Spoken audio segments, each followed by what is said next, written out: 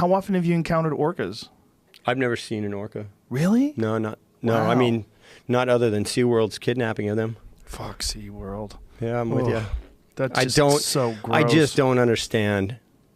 I mean, I guess I understand because I was a kid once and I went there, but I don't understand how a rational, logical thinking adult could take their kids to SeaWorld after all the information that's out there about the social behaviors, about how smart these animals are. About it hasn't gotten to a lot of people, unfortunately. I agree with you if you did get the information, but a lot of people just don't know. They think, oh, they're fed, they're healthy. Bullshit, they have a nice, man. They don't. Yeah, I got in this battle with, and look, I'm no scientist. I debate people all the time, but I'm no scientist, obviously.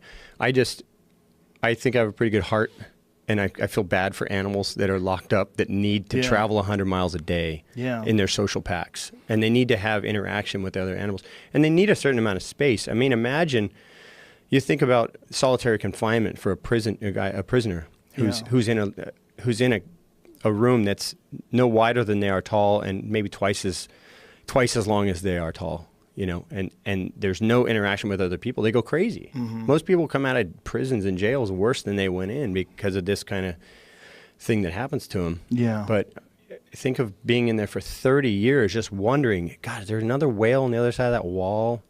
Can I get some fish? You go nuts. And you see these videos of the trainer that was killed and one trainer. Luckily, the guy was a great free diver, and he lived through basically an attack by an orca.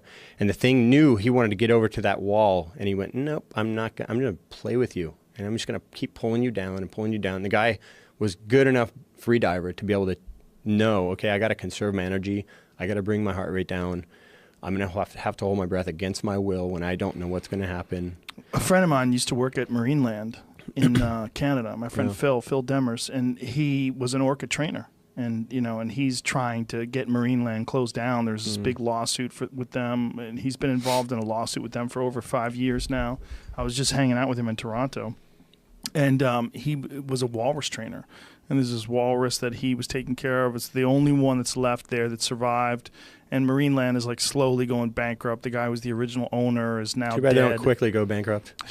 It's so dark, man. The whole business is so dark because, a lot of them say, oh, we won't take any, orcas or dolphins from captivity, but they'll get them from people that stole them from the wild. And they breed, I think there's no more breeding allowed in America. Yeah, but they'll get them from someone that bred them in Canada or Russia, rather, or China, or someplace where there's not as many rules.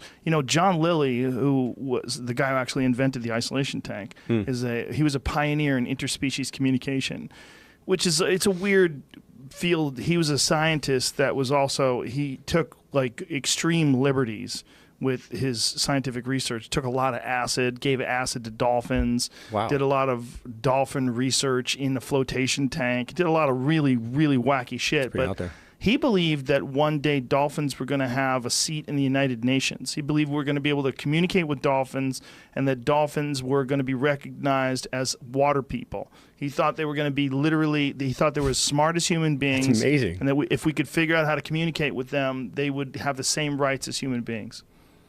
Yeah, and guy was a genius. Yeah. I mean, I agree with him. I think there's just a level of communication. There's a way that they have of communicating that we don't understand, but it's super complex. They have their own dialects. They have they have this crazy social code.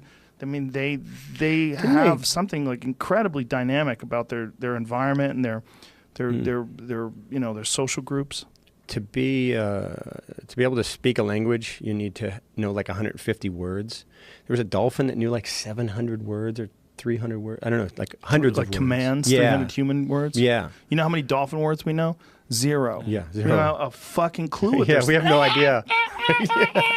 We don't know what the fuck they're saying, but they're they know just what saying, they're why saying. are you so goddamn stupid, yeah, you fucking stupid dummy. human. Stop giving me mackerel and let me loose. They're like, they don't know we're making fun of them for hundreds of years. I don't think they know what to do with them. Well, one of the things that Phil was working with was there's a group. What was that group where they're going to create a boundary out in the ocean and slowly release these dolphins and orcas out into this boundary, Yeah. and then, you know, and keep feeding them, but then slowly release them out into the ocean real world. Open ocean pens. Yeah. Yeah, they're talking about doing that possibly.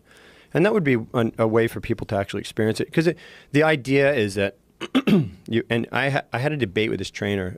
I watched Blackfish, and it just freaked me out. And of course, there's probably a lot of confirmation bias. There's probably some information in there that is not totally unbiased, right? Obviously, they're trying to make a point.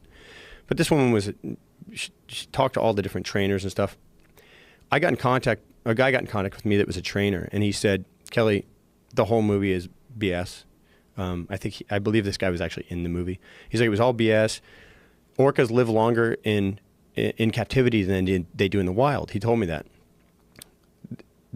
Orcas haven't been in captivity as long as they live yet, so we don't know that. So that's completely a lie. He has no idea if that's true. He said they're more healthy. He told me all these things, and I just finally went, this guy's just full of shit. I don't know. I can't buy what he's telling me. But he said, I'm a trainer. I've been a trainer for. I looked him up. He's and stuff. biased because that's how he makes his living. Exactly. And I know some dolphin trainers, and I actually went to SeaWorld a few times in Australia. I used to know a few of the trainers back in the late 90s, and I went there a few times, swim with the dolphins. The first day I was there, one of the things I asked them was, like, will these guys ever get set free? And right then I could feel a little pullback, you know, like straight away I could feel like, maybe. And I Why felt would I release my slaves? Yeah, I felt a little uncomfortable to keep asking questions because it is their livelihood, and I had a respect for that. And I know that all these trainers love these animals. They really, truly, probably love them more than they love most people. But that doesn't make it right.